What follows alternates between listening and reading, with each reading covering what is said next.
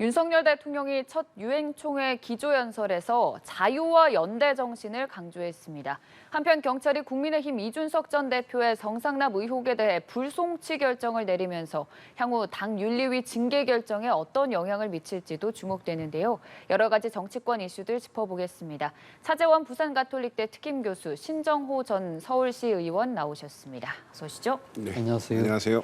우선 윤석열 대통령의 유엔 첫 무대 데뷔부터 좀 얘기를 해보자면 11분간 연설을 했는데 자유가 21번 정도 등장을 했습니다. 총평을 좀 해주신다면요. 네, 일단 총평을 하면 대통령께서 말씀하신 건 국제사회 속에서 지극히 일반적이고 원론적이고 보편적인 가치에 대해서 국제사회가 함께 평화와 번영을 누려야 된다는 그런 의미로 받아들였습니다. 다만 그 연설 과정 중에 시간하고는 좀 상관없고요. 연설 과정 중에 좀 우리 자국에 대한 어떤 이야기, 대한민국의 어떤 현안 문제, 특히 그 북핵과 관련된 문제에 대해서 구체적으로 좀 언급하지 않은 것, 이런 것들은 좀 아쉬운 대목인 것 같고요. 또 하나 더 반대적인 걸 말씀드리면 남북한이 동시에 1991년에 유엔에 동시 가입을 했습니다. 그런데 유일하게 한반도에서 합법적인 정부는 대한민국이라고 단정 짓는 그런 말씀을 하신 것들은 좀 아쉬운 대목이 아닐까, 저는 그렇게 생각을 하고 있습니다. 네, 북한과 관련해서 좀 아쉬움을 표해 주셨는데 교수님께서 어떻게 들으셨는지요? 저는 무난한 국제 외교 무대 데뷔전이 아니었나 하는 생각이 듭니다. 네. 상당히 차분한 톤으로, 그리고 또 커다란 몸짓 없이 아마 무난하게 연설을 소화했던 것 같고요. 그리고 앞서 말씀하신 것처럼 윤 대통령이 내세우고 있는 나름대로의 정치 철학이라고 할 수 있는 자유라는 부분을 무려 21번이나 언급을 하면서 이것을 통해 자유라는 가치를 국제적으로 연대를 통해서 실현해야 된다는 부분들은 자신의 철학을 분명히 보여준 측면이 있는 것이고요. 또 하나는 대한민국의 국제사회에 대한 기여의 여러 가지 방안들을 제시한 부분들은 아마 상당히 각국 정상들도 귀담아 들었지 않았을까 생각이 들고, 다만 아쉬운 대목은 앞서 말씀하신 것처럼 지금 우리 사실 발등에 불이라고 할 수 있는 것이 북한 핵 문제잖아요. 그런 부분들에 대해서 직접적으로 언급을 하지 않았다는 부분은 저는 조금 의외로 좀 받아들였습니다. 네. 사실 이 과거 역대 대통령들 같은 경우는 유엔 총회장에서 가장 핵심적인 메시지가 소위 말해서 대북 메시지였거든요. 이걸 어떻게 평화적으로 해결할 것인가 부분에 대해서 우리의 방안을 제시하고, 여기에 대해서 국제사회의 지지를 얻고, 그걸 통해서 상당히 북한을 우회적으로 압박하는 그러한 상당한 프로세스를 밟아왔는데, 본인이 직접 지금 담대한 구상을 이미 밝혔잖아요. 물론 알 만큼 알려진 사실이긴 합니다만, 그렇지만 지금 유엔 회원국들 정상들 다수는 잘 모르고 있을 거거든요. 그런 부분들을 한 번 더 한기했으면 어땠을까 하는 아쉬움은 지울 수 없었습니다. 대북 메시지가 없었던 이유는 뭐라고 보면 될까요? 일단 지금 정부 측 관계자는 담대한 구상에 대해서 이미 여러 번 이야기를 했기 때문에 더 이상 보탤 것도 없고 뺄 것도 없다, 그 이야기를 하는 것 같아요. 또 한편으로는 지금 사실은 이 윤 대통령이 담대한 구상에 대해서 북한이 아주 차갑게 반응을 하고 있잖아요. 그리고 더 나아가서는 지금 핵무력에 대해서 지금 법제화를 하는 도발의 강도를 높이고 있기 때문에 오히려 저런 자리에서 담대한 구상을 또다시 이야기할 경우는 북한을 자극한다라는 그런 우려를 했다고 지금 언론에서 보도를 하고 있는데요. 모르겠습니다. 그러니까 지금 윤 대통령의 담대한 구상이 북한을 자극한다?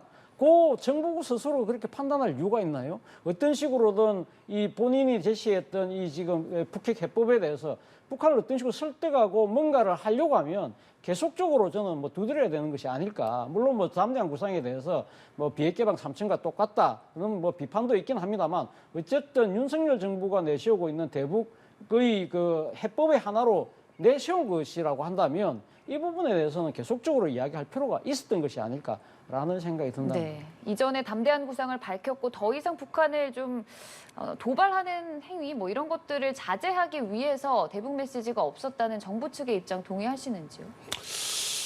글쎄요, 그렇게 동의하지 않고요. 아마 여당에서도 엊그저께 윤석열 의원께서도 그런 말씀을 하신 것 같은데, 담대한 구상이 더 이상 담대하지 않은 것 같다. 새로울 것도 없고, 사실은 과거 정권에서도 계속 지속적으로 똑같이 거의 비슷하게 나왔던 내용들, 이기 때문에 저는 그렇게 동의하지 않습니다. 네. 유엔 연설 11분간 이어졌고 또 자유와 연대 정신을 키워드로서 윤석열 대통령이 첫 유엔 데뷔 무대를 펼쳤습니다. 관련해서 좀 얘기를 더 나눠보자면 또 최대 관심사 중 하나가 한일 정상회담이었는데 지금 일본 측에서는 우리나라가 일방적으로 발표를 했다면서 기시다 총리가 또 일본 외신 보도에 따르면 반대로 정상회담을 하지 않겠다 이렇게 좀 격앙된 반응을 내놨거든요. 그 배경 어떻게 보십니까? 네, 일단 뭐 제가 외교 전문가는 아닙니다만 뭐 국민적인 눈높이에서 생각할 수 있는 것들이 정상회담은 진짜 한 국가의 정상들이 같이 만나는 거기 때문에 그 만남 자체를 발표를 하는 것도 외교적으로 함께 합의해서 공동 발표를 해야 되는데 이게 일본은 하기로 한 적이 없다. 우리는 한다. 뭐 이렇게 계속 핑퐁을 치고 있는데 기시다 총리가 자국 내에서도 지금 여러 가지 지지율 뭐 이런 것들이 여러 가지 안 좋지 않습니까? 특히 아베 국장 관련해서도 그렇고요. 그래서 한국과 쉽게 그렇게 정상회담을 하겠다 뭐 이런 거보다는 여론의 동향이나 추이를 좀 살피는 것 같고 거꾸로 우리 정부에서는 일본과의 어떤 관계를 복원하고 개선하기 위해서 또 우리도 마찬가지로 그 국내 지금 지지율이 그렇게 높지 않은 상황에서 그런 이해관계들이 좀 갈려서 그렇게 서로 정상회담을 한다 안 한다 이렇게 말을 하고 있는 것 같은데 저는 이 부분에서 좀 아쉬운 게 그렇습니다.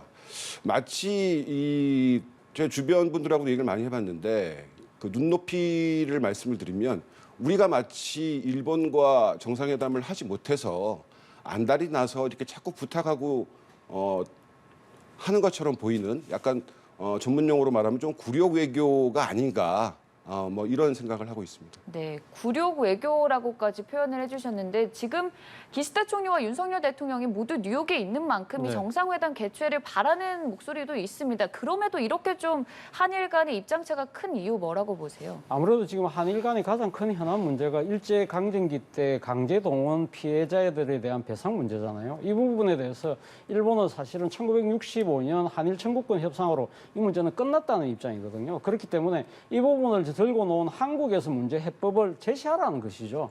그렇기 때문에 사실은 이와 관련해서 어제 한일 외무장관 회담에서 우리 쪽에서 내세운 것은 아마 그건 것 같아요. 지금 일본 그러니까 전범 기업들이 먼저 일종의 뭐랄까요 피해 보상 기금 같은 걸 만들어내고 그런 식으로 해서 이제 아마 이 일본 쪽에서 일본 전범 기업들이 아마 돈을 내는 그러한 방안들을 아마 이 구체적으로 이야기를 한 것 같은데 이런 부분들에 대해서는 아마 일본 내에서의 여론은 아직까지 싸늘하다는 것이죠. 그렇기 때문에 기시다 총리 입장에서는 그 자체를 선뜻 받아들일 수 없는 상황이기 때문에 이런 부분, 이런 구체적인 부분에 대한 제대로 된 합의 없이 한일 정상회담을 만약에 앉았을 경우에는 상당히 기시다 입장에서는 상당히 정치적 입지가 불안해질 수밖에 없다는 것이죠.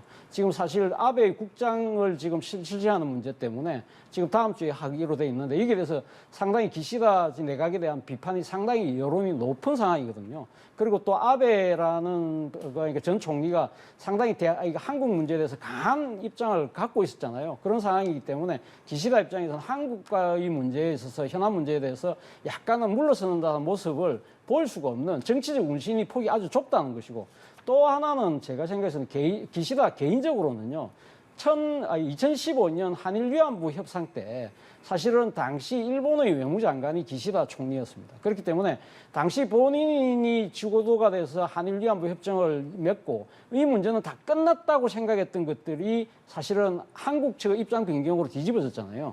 이런 부분들에 대해서 사실 기시다 개인적으로는 상당히 정치적 공경에 처했던 상황이 예전에 그런 상황이 있었어요. 그렇기 때문에 본인 입장에서는 한국이 내세우고 있는 강제동원 피해자들에 대한 배상 문제에 대한 깔끔한 해결이 없이는 마주 앉았다가 또다시 그런 상황을 맞이할 수 있겠다는 그런 우려도 깔려 있는 것 같아요.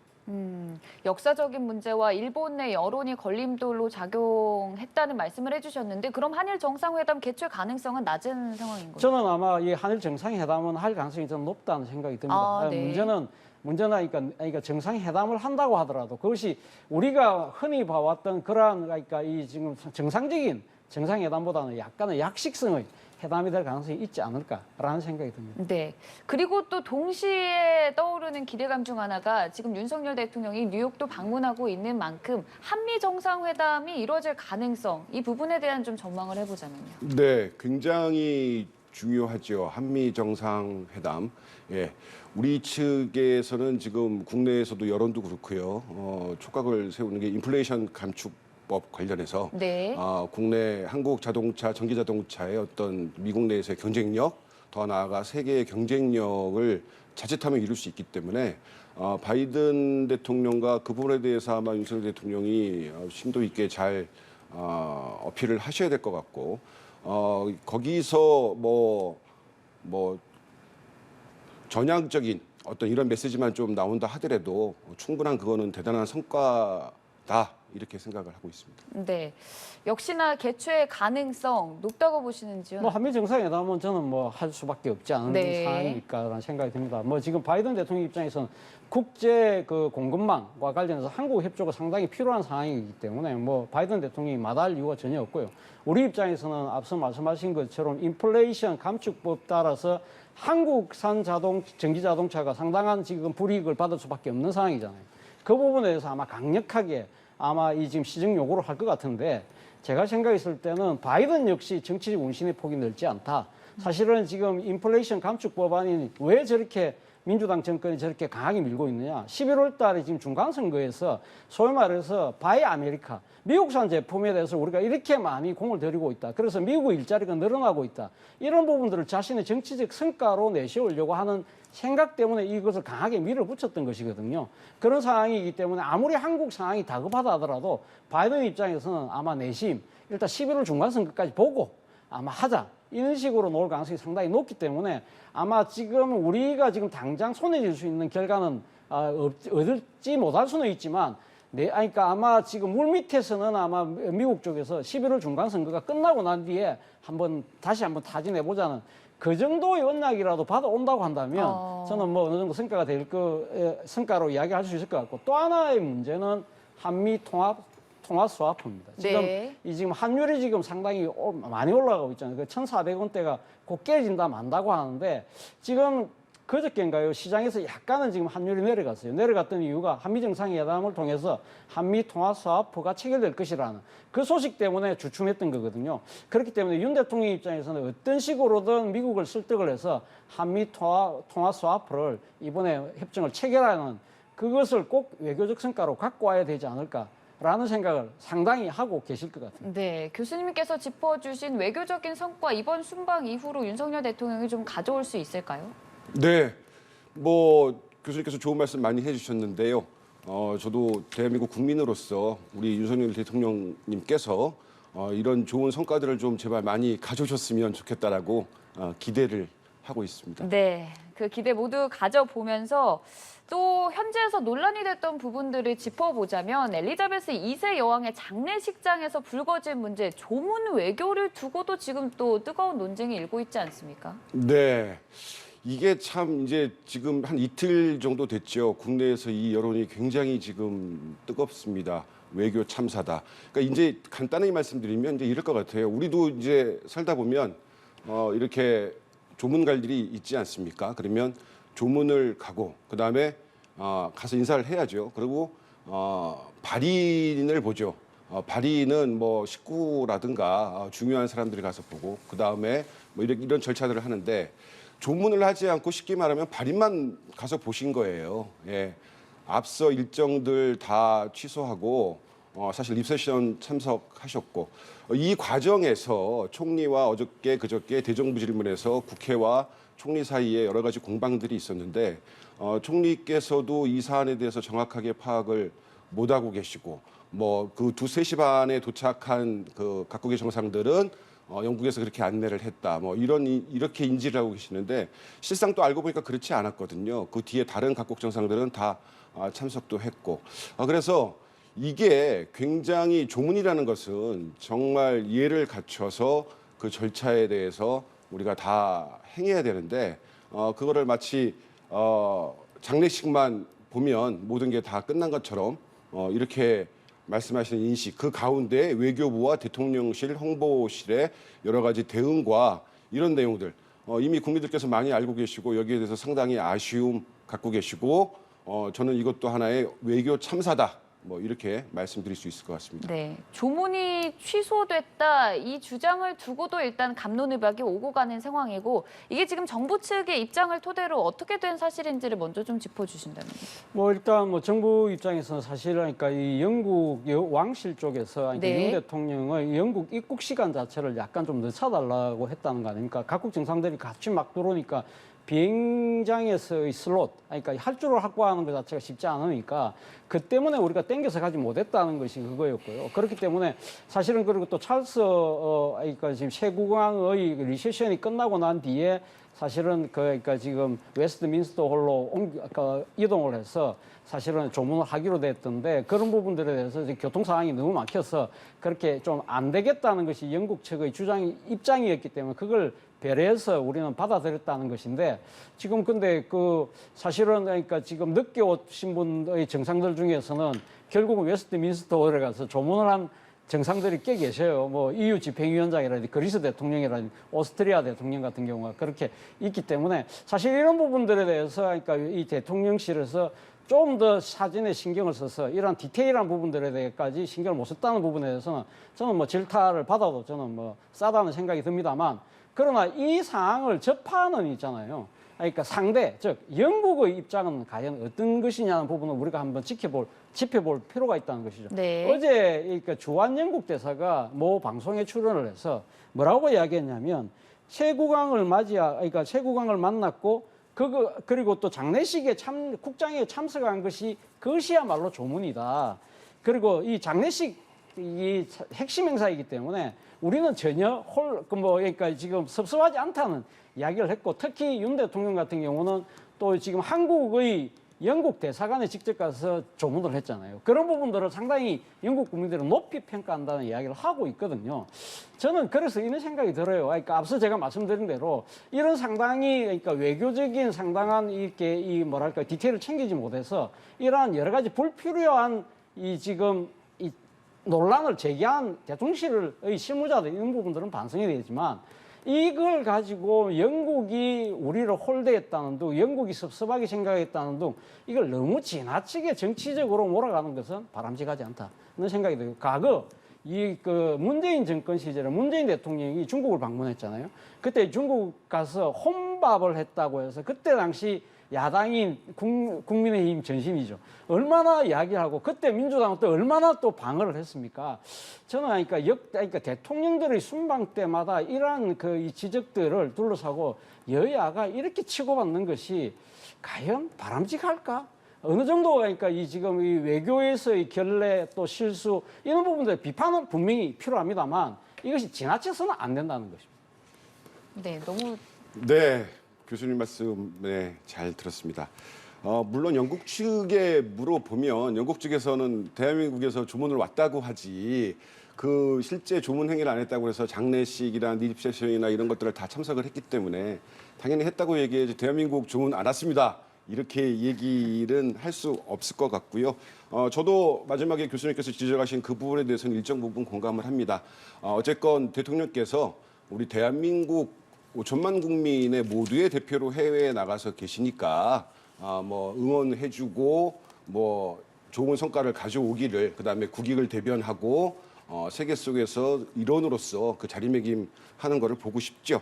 근데 이 조문 취소 관련해선 사실 디테일하게 다 뭐 수행팀이 일정을 빡빡하게 잡았다. 뭐 사실 조문을 10분밖에 안 잡지 않았습니까? 그래서 뭐 이런 것 저런 걸 따지기 전에 이런 것들을 야당에서 지적하는 건 제가 볼 땐 굉장히 건강하고 건전한 어떤 권력에 대한 집행부에 대한 또는 외교 활동에 대한 지적이고 견제지 이거를 여당에서 정쟁이다 이렇게 얘기하는 건 좀 무리가 있지 않나 이렇게 생각을 합니다. 네.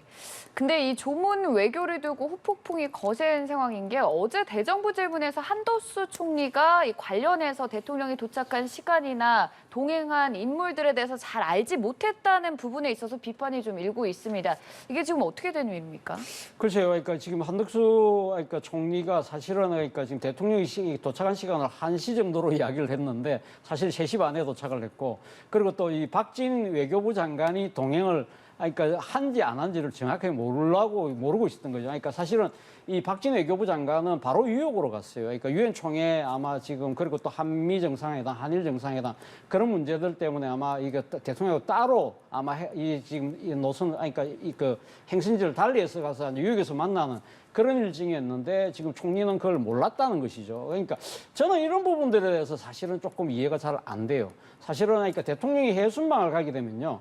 그러니까 지금 대통령이 해순방과 관련된 소책자를 이렇게 지금 만들어냅니다. 이거는 제가 청와대 출입기자 할 때 그 경험을 이제 비춰보면 지금도 그렇게 하지 않을까 하는 생각이 드는데 소책자를 만들면 그 대통령의 그러니까 지금 이 여러 가지 그러니까 일정들이 구체적으로 다 나와 있고 누구를 만나고 수용은 누구라는 것까지 다 나와 있고 그 책자를 총리실이나 관계 기관들이 다 같이 공유를 하거든요. 아마 제 생각에는 총리에게도 보고가 됐을 가능성이 높고 또 하나 지금 이 박진애 외교부 장관의 그런 또 이 지금 동선과 관련해서는 사실 국무위원이 해외 출장을 가게 되면 제가 아는 상식으로는 내각을 통할하고 있는 총리에게 보고를 하고 어떤 경우는 어떤 경우는 허가를 득해서 가는 경우도 많거든요. 그런데 물론 외교부 장관은 그렇게까지는 할 경우는 없죠. 워낙 자주 드나들기 때문에.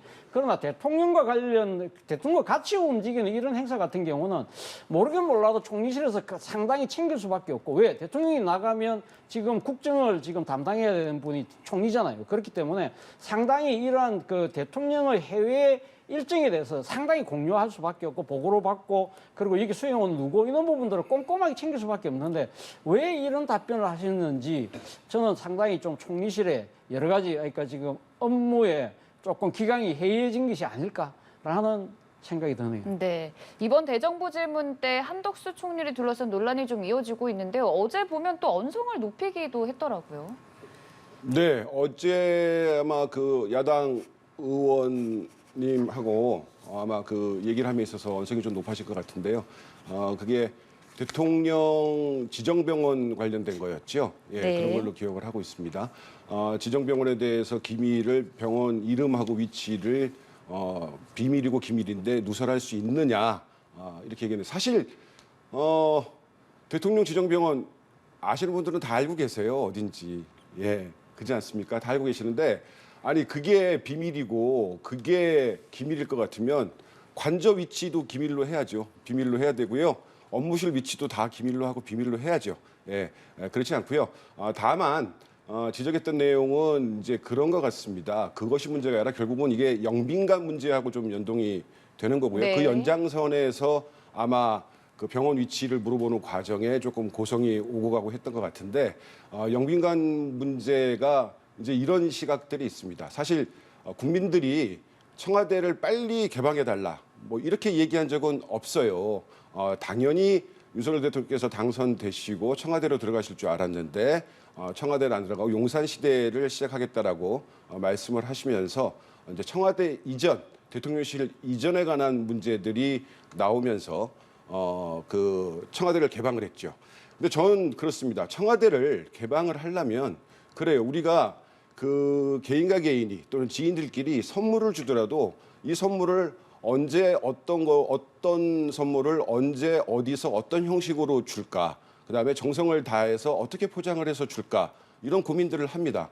하물며 그렇게 하는데 청와대를 개방함에 있어서 너무 좀 성급하게 개방하지 않으셨나? 개방을 하더라도 청와대를 조금 시간을 좀 가지고 6개월이든 1년이든 시간을 가지고 어떤 전체를 개방할지 아니면 부분을 개방할지 부분을 개방하거나 전체를 개방함에 있어서 충분하게 사전에 국민적인 공감대를 형성을 하고 기획을 하고 계획을 해서 정비할 건 정비하고 이 정도를 우리가 국민께 이렇게 청와대를 개방하는 선물을 드리겠습니다라고 해야 되는 게 마땅한데 그래야 덜컥 집무실만 이전하고 관저만 이전했다고 해서 나머지 필요한 영빈관이라든가 여러 가지 국가적으로 필요한 시설들이 있지 않습니까? 청와대에 많이 지금 상존해 있습니다. 그래서 일부는 그런 것들이 다 새로 신축되거나 이전되기 전에 일부를 청와대를 활용을 하면서 국민께 개방을 하고 부분 개방을 하다가 나중에 추후에는 전면 개방하는 형태로 이렇게 갔어야 마땅한데 덜컥 영빈관, 더군다나 또 영빈관 문제가 이번에 그 국회 예산에도 878억이라는 어마어마한 돈이 이렇게 숨겨져서 들어오지 않았습니까? 그래서 그런 부분들을 지적을 하고 결국 청와대 이전이 잘못된 거 아니냐? 설사 이전을 했더라도 그런 고려들은 충분히 하고 했어야 되는 거 아니냐? 그거에 대한 연장선으로 대통령 병원이 관저하고 너무 멀기 때문에 위급한 상황이 생기면 국가의 안위, 대통령의 안위 걱정되는 거 아니냐 이런 지적들 때문에 고성이 오갔던 걸로 그렇게 알고 있습니다. 네, 근본적으로 영빈관 신축 등이 결국 대통령실 이전 과정에서 너무 갑작스럽게 진행됐다는 점을 짚어주시면서 일단 대통령의 병원 자체가 원래 뭐 대부분이 알고 있는 정보고 그렇게까지 기밀은 아니다라는 입장이신데요. 어떤 생각이신지요? 글쎄요. 그러니까 저도 어제 총리의 그 답변을 그러니까 보도를 보고 하면서 이게 비밀일까? 이런 생각을 했어요. 네. 왜냐하면 서울국군지구병원이 사실 이 국민들이 알게 된 것은요. 1979년도 11.6 사태 때입니다. 11.6 사태 궁정동에서 김재규 중앙정보부장의 그러니까 지금 총격을 받았던 박정희 당시 대통령을 업고 갔던 병원이 바로 국군 서울지구병원이었고 그것이 수사 과정에서 다 드러나면서 국민들이 그때서 다 알게 됐죠.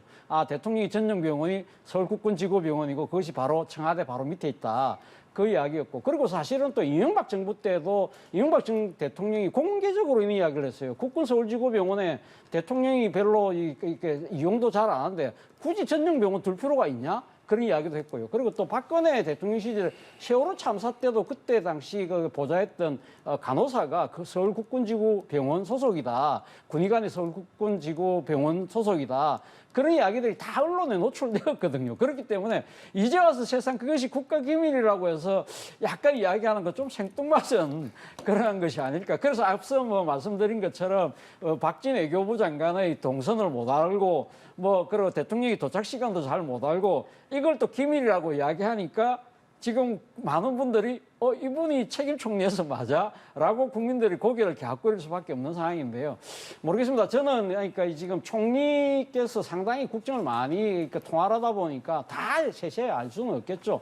그렇지만 그러니까 대정부 질문에 나설 때는 총리실 직원들이 상당히 예상 질문에 대한 또 예상 답변을 다 만들어요. 그렇기 때문에 그런 부분들이 미비해서 이런 잘못된 그 답변이 나온 것인지 아니면 총리께서 너무 좀 나이브하게 생각을 하고 했는지 모르겠습니다만 좀 총체적인 재점검이 필요해 보입니다. 그러다 보니 민주당에서는 한덕수 총리가 물러나야 된다는 목소리도 일부 나오는 것 같은데 동의하시는지요?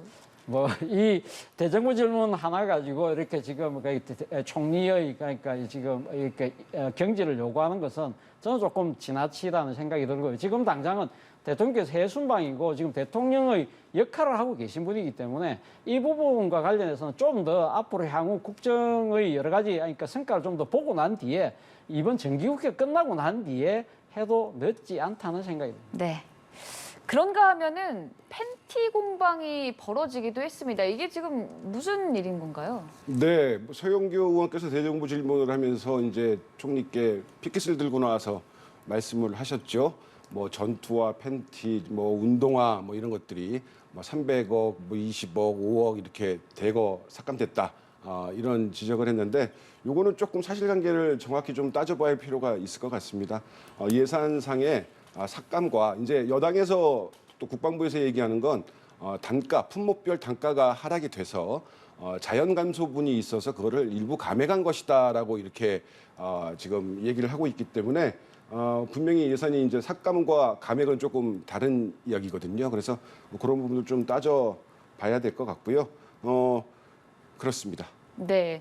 그러니까 정부가 속옷 등 장병들과 관련된 예산을 삭감했다. 이 부분에 있어서 지금 논쟁이 오고 가는 것 아니겠습니까? 사실 우리나라가 지금 많이 경제적으로 발전해서 요새는 의식주 문제를 갖고 그렇게 논하지를 않잖아요. 그러나 군인을 둔, 그러니까 군인의 그 자녀를 군인으로 둔 부모 입장에서는요, 이 의식주 문제가 상당히 심각한 문제죠.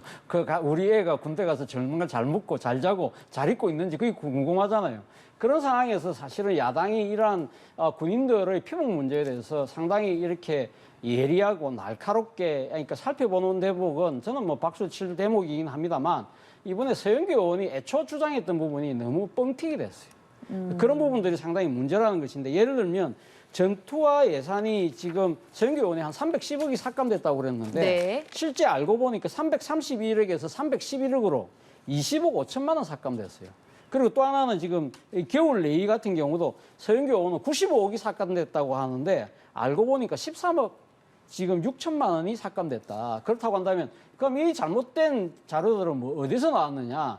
이거는 그 김병주 의원이라고 지금 민주당 의원에 계신데 별 4개 출신이 계신데 그분이 지난 2차 추경 예산 예결위 질의 때 막 이런 비슷한 그러니까 잘못된 이 지금 수치를 갖고 와서 질문했던 그 적이 있다고 그래요. 그래서 그걸 아마 잘못 인용한 모양인데 어쨌든 지금 국방부에서 하는 이야기는 지금 품목별로 단가가 많이 인하됐다거든요. 전투화 같은 경우는 한 켤레당 4,362원이 인하가 됐고 동네이 같은 경우는 4,681원이 삭감이 됐고 팬티 같은 경우는 862원이 그러니까 지금 삭감이 되는 바람에 그러니까 그래서 예산을 절감할 수 있다는 것이고 또 하나는 지금 장병들의 숫자가 지금 상당히 많이 줄어들고 조금씩 줄어들고 있는 상황이기 때문에 그런 것들이 반영이 돼서 전체적인 예산이 줄어든 것이다. 그 이야기를 하고 있습니다. 그것이 만약에 맞다고 한다면 야당 입장에서는 좀 더 이런 구체적인 수치에 대해서는 좀 더 신경 쓸 필요가 있지 않나 하는 생각이 듭니다. 네. 참 이 대정부 재문과 관련된 논란이 연일 끊이지 않고 있습니다. 또 이제 경제 분야와 관련된 질의가 이어지는 만큼 관련한 내용은 저희가 또 계속 얘기를 나눠보도록 하고요. 국민의힘 상황 짚어보겠습니다. 이준석 전 대표가 법원을 향해서 비대위 출범 과정과 관련된 여러 가지 가처분 신청을 냈는데 지금 국민의힘이 가처분 신청을 인용할지 기각할지를 판단하는 판사를 바꿔달라고 요청을 했더라고요. 그러니까요. 그러니까 네. 지금 아마 이게 지금 맡고 있는 재판부 말고도 또 다른 재판부들이 있는데 왜 자꾸만 한 재판부에만 지금 하느냐. 그리고 지금 지난번에 그러니까 지금 그 심리를 했던 재판부의 약간에 대한 불신이 깔려 있는 것이죠. 그리고 또 하나 내세웠던 그러니까 기피 이유 중에 하나가 지금 그러니까 이 담당 재판장이 사실은 전주의 의원, 그러니까 전주의 의원이 지금 국민의힘 비대위원이잖아요. 그러면 이제 법률적 용어로 이야기하면 채무자인데 채무자의 한 사람이 그러니까 지금 학교를 같이 다녔던 일종의 학과 동기라는 것이죠. 그렇기 때문에 이해 충돌의 소지가 있기 때문에 바꿔달라는 것인데 이런 경우는 사실 조금 예외적이죠. 왜냐하면 그런 경우가 만약에 내가 재판에 뭔가 지금 응하고 있는데 내가 아는 사람이 재판장이라고 하면 나는 입 닫고 있는 게 이게 대개의 경우잖아요. 그런데 이게 약간은 불공정할 수 있으니까 바꿔달라고 이야기하는 것 자체가 이준석 전 대표 입장에서 이건 좀 말도 안 되는 걸 하고 있는 것이 아니냐. 결국 재판부 기피 신청한다는 것 자체는 결국은 재판의 심리 결과를 좀 더 늦추려고 하는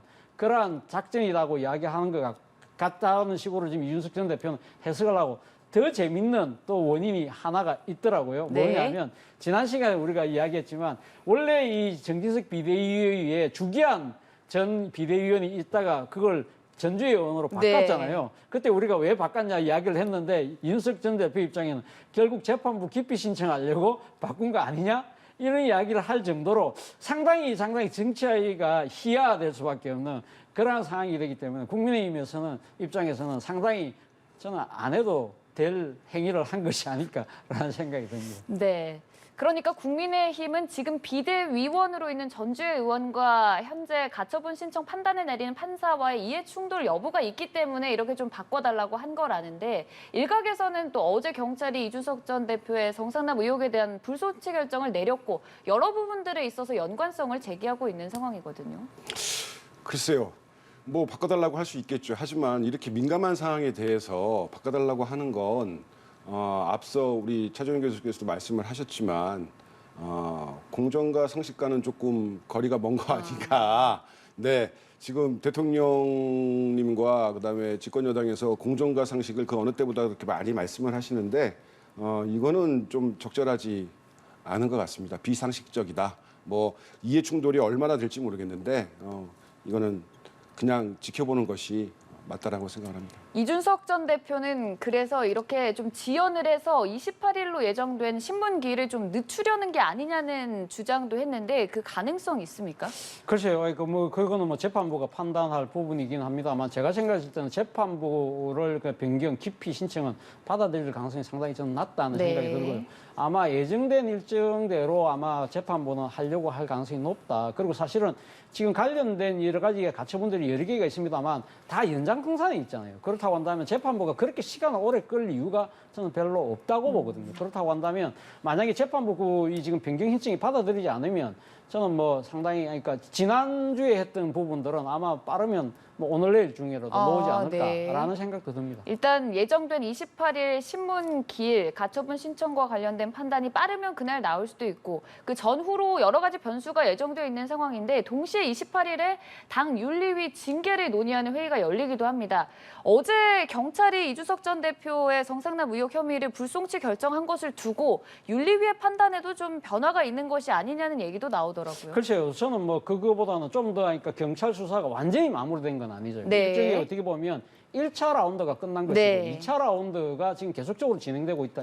1차 라운드라는 것은 애초에 제기됐던 이준석 전 대표에 대한 성상납 의혹 이 부분은 일단 공소시효가 지났고 또 그 뒤에 또 향응받은 부분은 뭐 여러 가지 증거가 불충분하다 해서 불송치 결정을 했지만 여기에서 파생된 또 사건이 있잖아요. 네. 그러니까 증거인멸 교사라는 부분 그리고 또 이 지금 무고로 지금 그러니까 고소했던 부분에 그러니까 명예훼손에 대해서 고소했던 부분에 대해서 상대가 지금 무고로 걸었던 부분 이 두 가지 부분에 대해서는 계속적인 수사가 이루어지기 때문에 저는 이 부분까지 좀 더 아마 지켜봐야 될 것이 아닐까. 그러니까 물론 이준석 전 대표 입장에서는 원래 그 제기됐던 의혹에 대해서 이게 터무니없는 걸로 밝혀진 거 아니야? 그렇게 주장할 수 있을지 모르겠지만 국민의힘 입장에서 또 당윤리 입장에서는 지금 2차 라운드가 진행되고 있는 이 결과까지 봐야만 우리가 최종적으로 판단할 수 있을 거야. 라는 논리를 내세울 것 같습니다. 결국 앞으로 남은 무고와 증거 인멸 혐의와 관련된 조사가 중요할 것이라는 말씀이신데 좀 전망을 해보자면요. 네. 그 윤리 결정 2차 징계 결정과 관련해서 전망을 해보면 그 앞서 말씀하신 대로 가처분 신청이 인용 여부에 따라서 네. 윤리의 결정이 큰 영향을 미치지 않을 것이라고 생각을 합니다.